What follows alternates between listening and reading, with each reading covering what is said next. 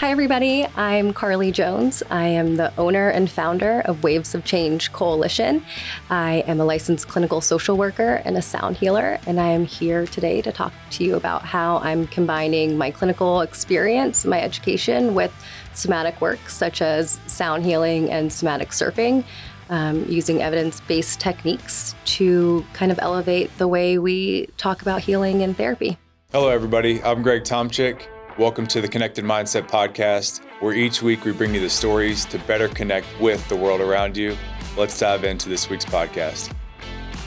Hey, everyone. This episode is sponsored by my company, Valor Cybersecurity, where we help defense contractors navigate the uncharted waters of cybersecurity compliance. As a cyber attack victim myself, I know the impact that this plays in people's lives, and at Valor, we solve that each and every day. If you're a defense contractor feeling frustrated and confused when it comes to cybersecurity compliance, visit valor-cybersecurity.com, take our free assessment, and get started on your journey to clarity in cybersecurity. Welcome back to the Connected Mindset Live. I have a feeling this episode is going to be one that helps you better connect with the world around you. Carly Jones, welcome to the show. Hi, thank you. Absolutely. I'm so excited to be here. Yeah, we were talking before the show. We have a lot of similar connections, and I think a lot of mental connections that we've made throughout our journeys as well. So extremely excited to dive into it. But before we get there, what mission are you on today, and what are you hoping each person listening in today out there walks away with? I love that question. I hope that anyone listening walks away with the confidence and the permission, whether they need it from me or themselves or the universe, just to be exactly who they are. I love that. What did it take to get you to that mission? What was the journey to get you there? To be able to, I think look inside yourself to figure out what gets you to that point, and then how you can help others get there. I again love that question. No one's ever asked me that, but I think it's the whole story, right? It's like our whole lives, a series of decisions or events or choices, and I'm no different. And I think when we see people doing the thing, at least for me, it's like, if they can do it, I can do it. And sometimes we don't really buy into that, but like, really, if I can do it, anybody can do it, right? So just continuing to, I started out as a recreational therapist, and I was working in mental health. I wanted to be a sports reporter, but I was in FIU, and Biscayne Bay was all the way across Miami. And so I was never going to get to classes and make it to practice. And so I walked into my advisor's office, and she was talking to one of my teammates about rec therapy. And she was like, "Oh, it's like adaptive sports. It helps people." And I was like, cool, I'm going to do that too. And then I ended up working in residential mental health with kids. And then we talked a little bit before, I wasn't super aligned with what I was experiencing there and the moral injury that I was witnessing. So went into adult inpatient. And then from there I was like, all right, I really like this work. I like working with people who are having some sort of mental health crisis or issue. So then I got my degree in social work, went to Stanford, worked in the ICU and the ED, was around so much trauma, worked through the ICU all during COVID. My team exploded from one team to 4 teams. So having to manage that and then moving back home, and just nothing existed here that I really wanted to do. And so they say if it doesn't exist, then people make it. And so I was like, I'm going to make this thing. I'm going to bring all my worlds together, because I like astrology and human design and the woo-woo, so to speak, and to marry it with, clinical psychotherapy. So. Wow. Where did Waves of Change come from? I'm sure there's a backstory to it, but I feel like one of your essences is the beacon of hope. It seems like in all of those different roles that you had, and even wanting to be a sports reporter, that is a person that is trying to translate all of these events going on, and you're kind of the beacon of truth for that sports event.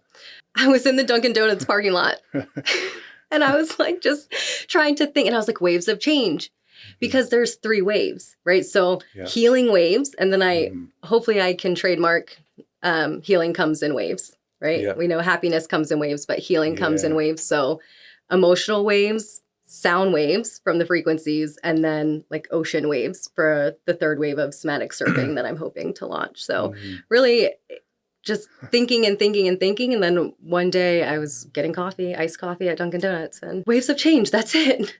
Maybe there was 3 ingredients in that coffee or something. Yeah. Oat milk, iced coffee, sugar-free vanilla. Yeah. Wow. I've never thought about the 3 waves and how you combine the waves from sound healing, the waves from natural, the ocean. Yeah.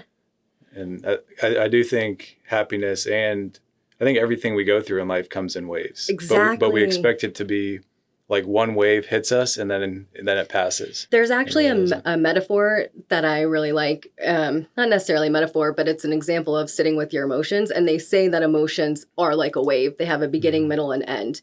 And it has to complete its full life cycle in order for it to go away. If we stop the emotion at any point, then it gets stored in our body. So yeah, I'm like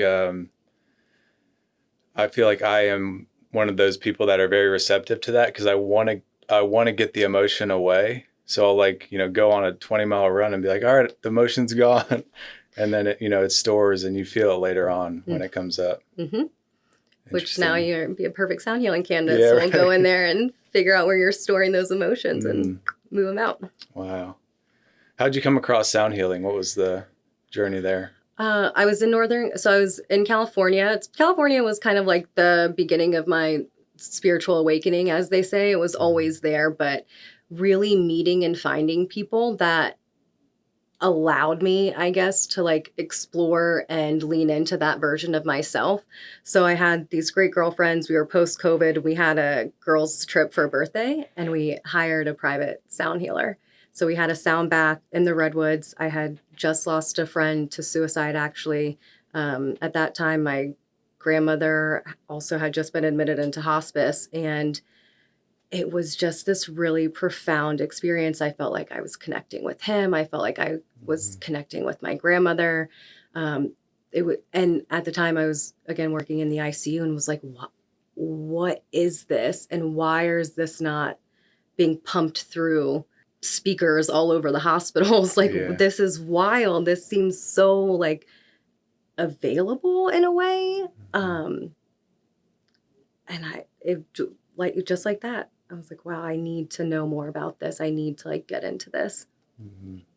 I feel like people know that there's outlets out there like that, but they don't allow that either their mental capacity to get there, because they know it's good. It's almost like you're supposed to do something, but you still don't do it. That's a common thing we talk about on the show. And have you figured out why, like when people reach that limit of like, I know this could be good for me, but maybe I'm scared of what other people are going to think. Like how do we get people out of that mindset of worrying about what other people think so much that it stops us from doing what we should do for ourselves? Well, that's a big question. Yeah. And I want to be so honest, and like, I care about what people think, but I also don't I don't, the older we get, I don't have the time or the energy to be so consumed with like what other people think. So I think that's a mindset that you have to like adapt and own. And I think knowing that everything you want is on the other side of fear. And what is the avoidance? What's the resistance? I think a lot of times if we peel back all the layers, it comes down to self-worth. I'm not worthy of having it all. I'm not worthy of feeling this freedom. And we also our nervous system likes familiarity. So even if it's chaos, even if it's trauma, that's what our nervous system is now used to. So when we go into calm, it's really unfamiliar, and our body's screaming like, no, like we need to incite chaos. Yeah. So I think it's a combination of being afraid and not wanting to experience the discomfort of the unfamiliar, even if the unfamiliar is good for you. Yeah, it's uncomfortable being comfortable. And I think that's, a lot of us are on edge. So we're constantly thinking about how to get out of the uncomfort. Then when we get to the comfort, we go back to the uncomfort. I've gone through that quite a bit from from baseball because when I was playing, I was always being evaluated. So I was always like trying to make myself uncomfortable so that they were like, he's trying to get better. He's trying to do better. And I realized when I got out of baseball and I started to do different therapies, one of the things that each therapist noticed was whenever I would get to a place that I would say I want to get to, I would either do something to self-sabotage that or revert back to something that was, or try to find uncomfort to get out of that comfort, which is it's tiring to be in that state. Yeah. And I think a lot of times people burn themselves out, but that's what I love about sound healing. All you have to do is show up. And my thing is, and I know Kate is here, but even if you don't buy into it, or even if you're like, Carla, that's a little woo-woo. I know you're saying about the science and the physics. All you have to do is try it, because in an age of instant gratification, this is instant gratification. Like, you've just experienced something really transformative. You know that even if you're trying to resist it, I at least can get you into a meditative state briefly. And even if we don't check all the boxes with sound healing, if you come in and you get 20 minutes of like true meditative relaxation in a time when we're constantly on the go, I think that's really powerful too. Yeah, I've tried the float tank, and just sitting in silence for even like 20 minutes, it's so uncomfortable. And I think a lot of people we think of silence as like sitting, with our phone and the TV on, and that's like relaxation, but there's a lot of overstimulation still coming in, and people need outlets like that. And I think I haven't seen communities out there that are encouraging that, or it's not the loudest voice in the room. It's like, come network or come do this, where people are yelling, and it's overstimulation. And I know that me putting myself in those situations has disrupted my nervous system, and I didn't realize it until I did small things like that. But I realized how much healing I need to do as an individual, where from the outside, it doesn't look like I need to do much healing. But I think, as I always say, it's an inside job. So how do you think people that are listening in can kind of get more direction on what they need to do internally to potentially feel better about connecting with the outside world? Because some people use the outside world to avoid what's really going on inside. And I think it all starts inside to have that like true happiness or fulfillment, whatever word you want to put to it. For sure. I think that you have to, and this sounds you have to sit with it. But when I say sit with it, I don't mean think about it. You have to sit and see what like naturally and intuitively comes up, and then start to see like what are the messages that are coming up, and then go down those rabbit holes or those trailheads, as in some frames it's thought about. But our mind is, we control that. People forget that. Like, we have control of our thoughts. And so overthinking is just another way to like intellectualize, rationalize, justify whatever we're doing, right? I don't want to do this thing. It's late. It's going to storm, whatever.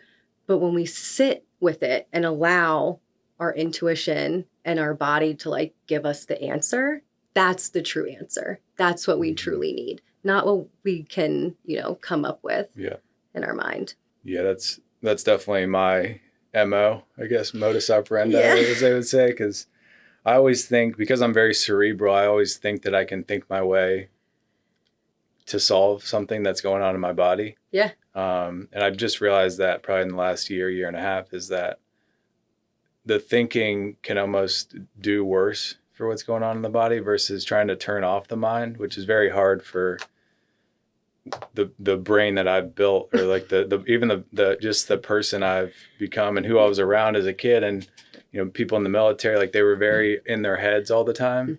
So I was like, oh, that's success, to be in your head. And then my aunts that were doing, yoga and things all the time, they were like, they were way happier and they were way more at peace.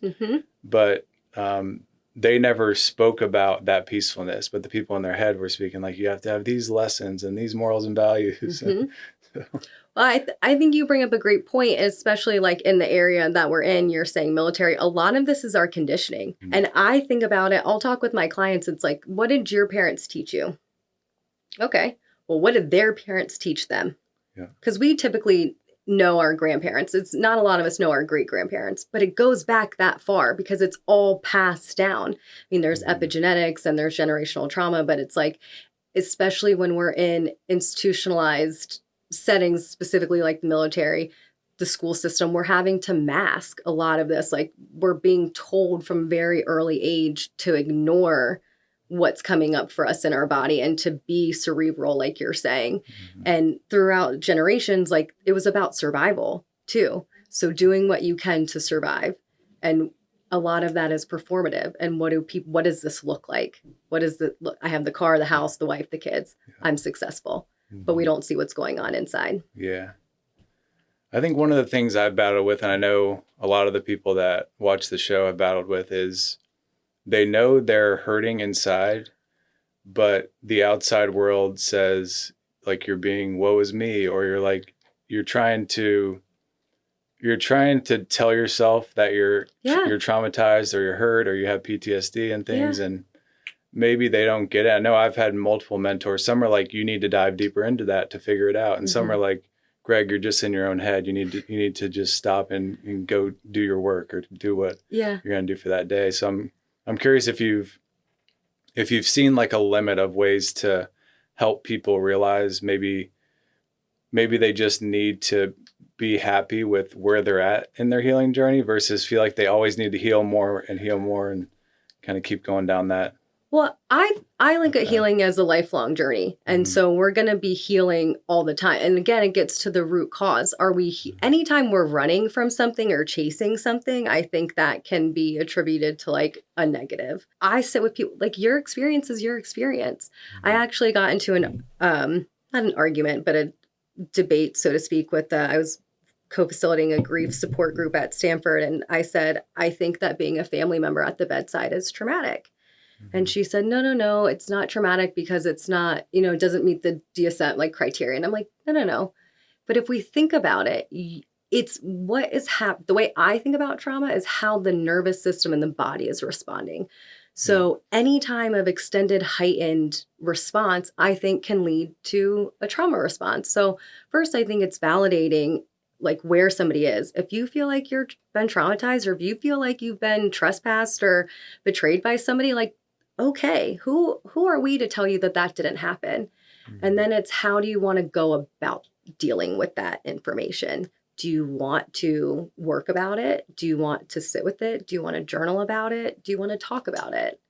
But I think really we just have to be okay and validate like our own experiences. And I think that's an important point too, of not seeking external validation and waiting for someone to be like, yeah, you're traumatized.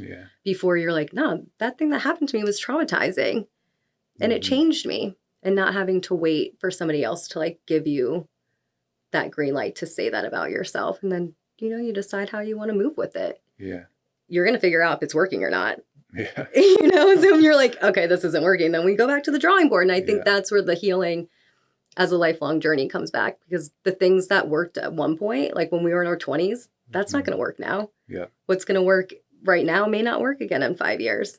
So just constantly reevaluating and figuring out what's working for us in the moment. Yeah, the evolution. I think, I've been in that state of going through trauma and looking for somebody else to tell me like, oh, your life is hard, or different things like that. And it's not that I needed that. It's just that I knew internally that I was going through something. And most of the people in my outside world were like, you're not going through anything. It's normal to grieve, a loved one, or it's normal to, be sad when you're going through transition. And I think they're trying to support what I'm going through, but also invalidating that I have work that I need to do. So it makes me avoid and distract. I also think that people are very uncomfortable with grief, and not even grief 100%. And so they don't know what to do or say. So they say like a blanket thing that makes you feel like they're kind of minimizing your experience. And like I'm a therapist, right? So like I've been trained in this. People don't know what to do or say. And so in an effort to be helpful, they say the things and they don't realize that what they're actually doing is harmful. My best friend and I have gotten into the habit of being like, well, what do you need? Do you want me to listen? Do you want me to put my therapist hat on? Do you want me to be ratchet? And based on how, like, what kind of response she needs from me is how I'll respond. Because I don't want to minimize and grief, and especially with grief, we want to fix it, but fixing it doesn't work, especially with something like grief. It's just sitting with it and just being, or just showing up like, hey, I'm going to bring you a lasagna on Tuesday. Not waiting for the bereaved person to be like, yeah, I haven't eaten in 3 days. Yeah, I think questions versus answers when somebody's going through something. I'm curious, in the end of life, conversation and situation, I think everybody needs something different. So would you say show up and ask questions, or show up and just be there? Because I think a lot of people are confused on how do you show up in such an important moment when it could be your last moment with somebody. I think some people show up with material things and they're like, hey, here's the bears or the different things, but everybody needs something different. So is there a way you make sense of that situation on how to best show up? Because I think a lot of people have regret. I know, like with my Nana, like we were there, but everybody was just like, oh, it's just her time. And, it was almost like before she passed away, she was already gone because of how everybody from the adulting potentially was pushing, like almost like devaluing her life when I wanted to kind of, tell the stories and things, but. No, I think that's exactly, and people get, and I know you've had grief and people want to tell stories. People want to talk about their grief, but they feel like, or other people who are not grieving feel like if they talk about the person, name the person, then that's going to be some sort of trigger. But in regards to and just show up. They are literally at the end of their life. All we want is for them to be comfortable. What do they want to hear? What do they want to feel? Are they eating? Can they taste anything? Just talk, because voice is our most powerful sound healing instrument. So literally just talking and sitting and being and sharing those stories and allowing their legacy to be remembered through storytelling.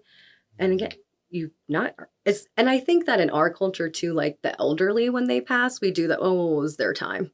Oh, they lived a good long life. I don't care. I still miss my grandma. I don't care that she was 89. I want 5 more years with her.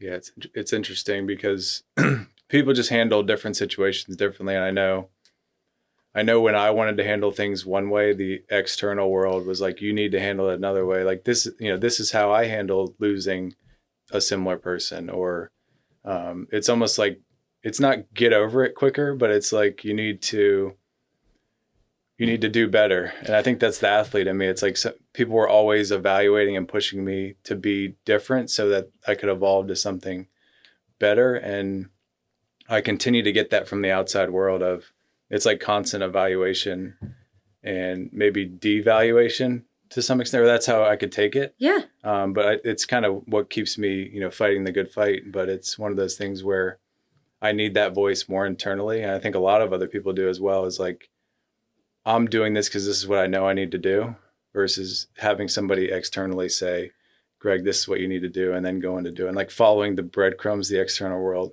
places for us. Yeah, it goes back to like isolating your own voice, because there's so much noise. And especially as an athlete, how many times did you play through injury? How many, significant injury too? And just because that's what we're taught, that's what we're trained to do. We just keep, and then there's this whole concept of strong versus weak, and I need to be strong and blah, so perception. Again, sitting with do what you know you need. But again, that takes a certain level of confidence or permission or whatever it is to be like, I want to sit and tell stories with Nana. I don't want to just, hey girl, what's up? Yeah. Move it on because it's expected. Because she's, 89 and she's at the end of her life, and we all know this is coming. It's a sacred time. It's the most, if we allow it to be, really the most beautiful time in someone's life is their transition out. Yeah, absolutely. I agree with that. So when we talk about the 3 waves, I'm curious what change you were trying to bring to the world around you. Because, when you think about the world around you and you see a gap in what people could receive but are not receiving. I'm curious initially what change you were going after creating, and then have you seen any other changes that you weren't anticipating pop up yet? Yeah, I mean, I think that I never wanted to be a therapist. Like, I was working in the ICU at Stanford. I loved that work. When I moved home, that didn't exist.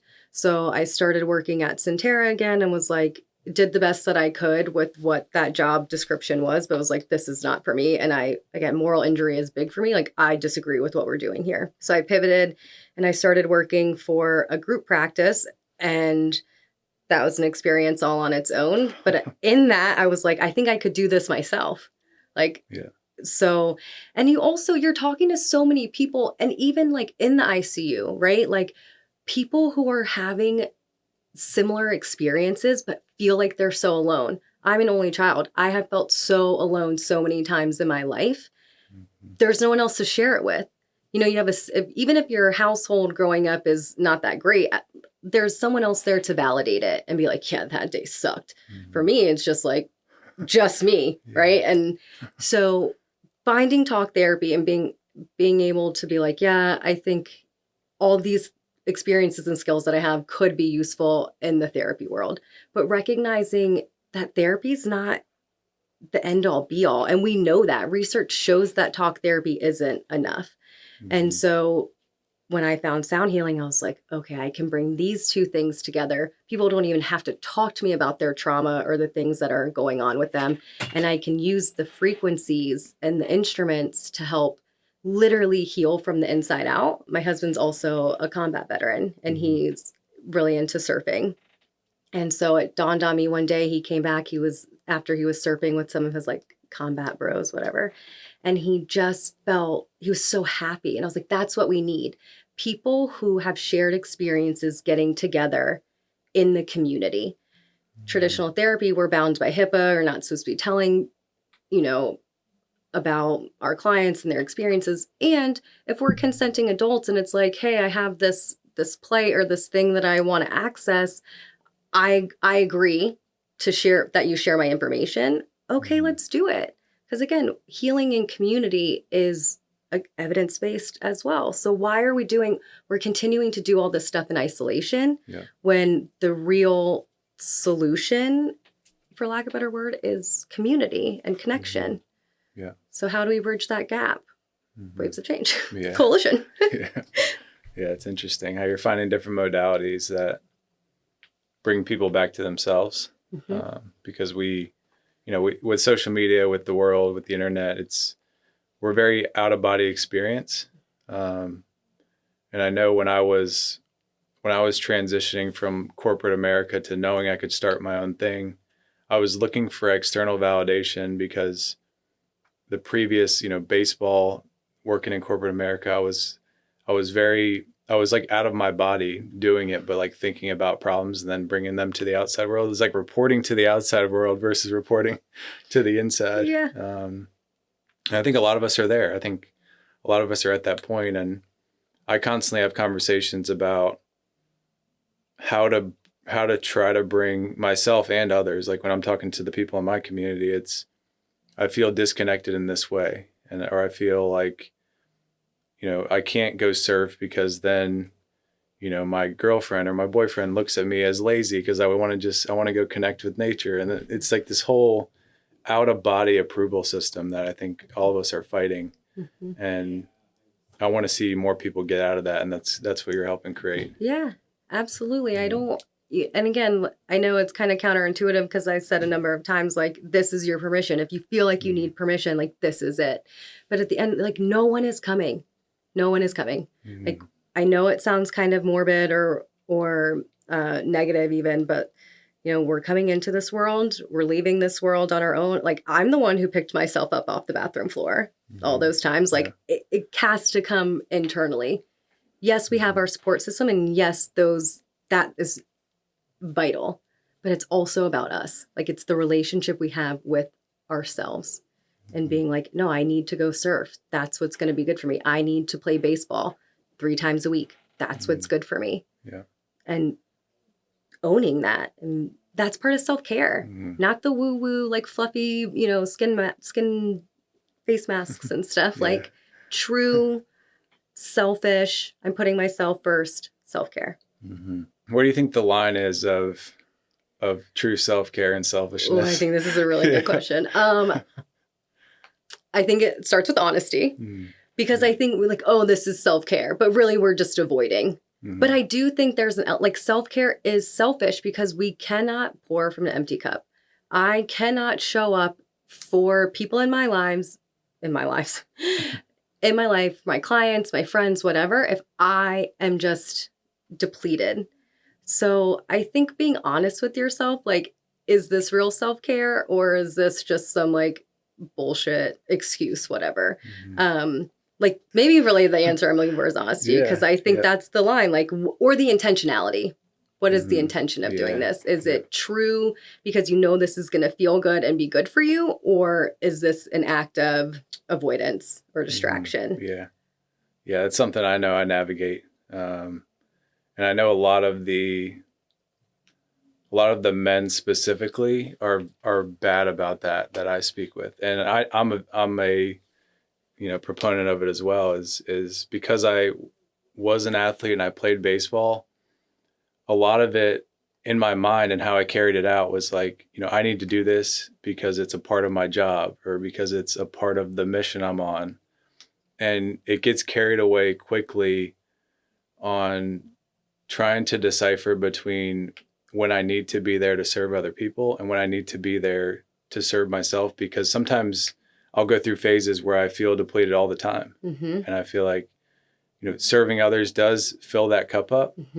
But when the decisions come about and I'm like, this is self-care when I need it, the outside world's like, Greg, that's selfish. Like, you can't go from work, away from, this person that you care about and then go work out or do yoga to kind of unwind from the workday per se. Because some people look at work as that is like personal time when it's, it can be heavy. Is that late stage capitalism talking? Maybe, but I think it's like time management, balancing it. But I've always navigated the difference between, or it gets blurry for me, the difference between my self-care and what the outside world tells me can be selfish at the same time. Well, why are you listening to the outside world? Why are you waiting for the outside world to be like, no, you can go do that thing for yourself, but not waiting for permission? Like, why is it that someone else has to tell you what it is? Yeah. There was a really good point in there, but I just... Yeah, it's a great point. I think I don't know if I grew up that way, but I think a lot of us, it's like the school system approval. It's like I'm raising my hand, or the parent, like, I'll come home with an A and it's not good enough unless you get a pat on the back to say, Greg, good job with the A. Exactly. So it's like, and I was taught, what have we been conditioned to believe? Right. And I do think that I was just talking to my best friend about this, because there's a lot of information right now about the cognitive load that women hold. And I am a girl's girl, like through and through, and I believe it. But the more I look into it and the more men I talk to, the more I think about it, I also think that men are carrying this other really heavy cognitive load that is separate from the caretaker load. And I think it's very heavily in shame. Like, I think you guys are carrying a lot of shame of, how do I show up? What do I need to do? Is this selfish? Is this caring for myself? So yes, the cognitive load, and I understand, and I do believe that women take on a lot, but I do believe that men are carrying a very heavy, invisible load based on societal expectations and what is expected of you. Yeah. It's like the not good enough type shame, or... Yeah. Am I doing enough?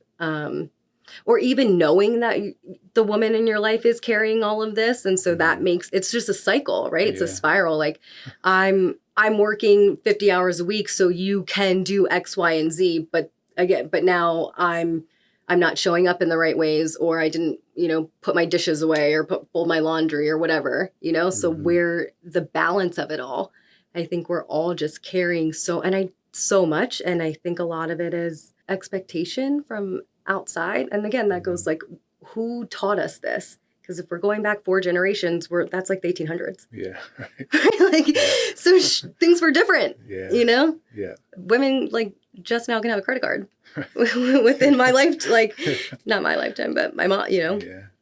So it's just, it's a deep but very impactful obstacle I think we're facing in society is how do we have, how do you give grace, but also hold the line and both sides of the relationship be able to just dump it all out there without it being about one person or the other. And I think I see a lot of relationships going through that type of difficulty. Yeah. And it's like, I know there's no like easy button to get out of that, but try to help people take the next best step to make it a little bit better. I mean, I have like patience and grace. And are you doing the best that you can? No bullshit assessment. Are you doing the best that you can with what you have? If you're showing up with a 10 and you gave 10, then yeah, you're doing the best that you can. And so again, this goes back to a theme of like being honest with yourself about what you're putting out.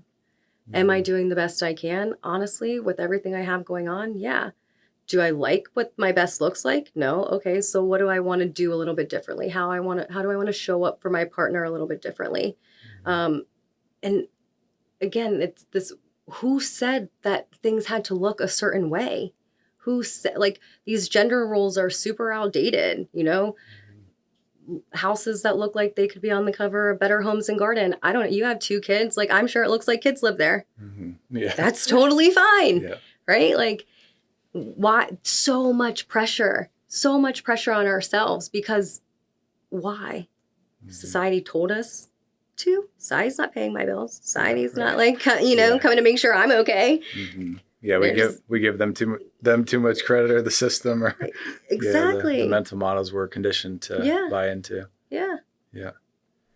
Super interesting. I think there's a lot of different paths we could go down, but I think people should engage with you to take the path that they need to go down for themselves. Absolutely. I'm here to hold. There's nothing wrong. There's nothing wrong. We're not broken. Nobody is broken. There's nothing to fix.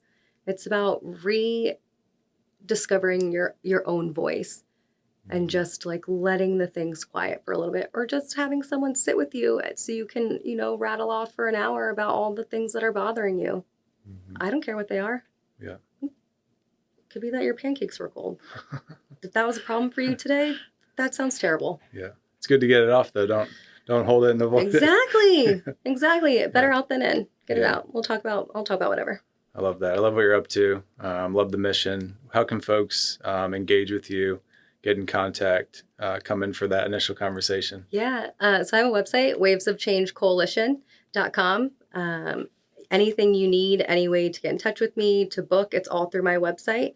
But I also have an Instagram, Waves of Change Coalition as well. So I'm on there sharing tidbits and insights and blurbs of my personality.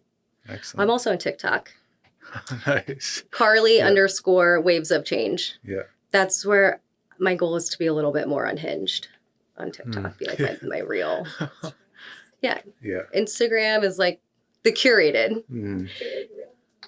TikTok is where I'm cussing people out. Yeah. I love that. I think it's different mediums for different folks, and I think that's important. Absolutely. Yeah. Find your tribe. Find your people. You can email me. Info at wavesofchangecoalition.com. We'll make sure all that info is in the show notes so people know how to reach out. Carly, appreciate what you're doing. One of the ways we like to close out the show, because we're all about connection, and before I started the show, I felt disconnected, both for myself, and because of that disconnection from internal, I wasn't able to go out and connect with the world in the way I felt like I wanted to. So I'm curious, what does the word connection mean to you today?